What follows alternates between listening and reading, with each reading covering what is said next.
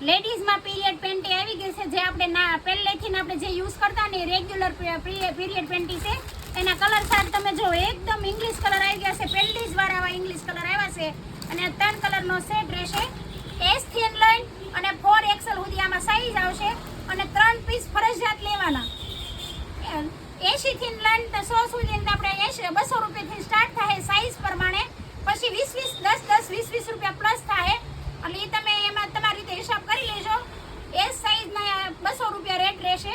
અને જો એના કલર ચાર્ટ તમે જુઓ, એકદમ જોરદાર કલર બધા આવ્યા છે.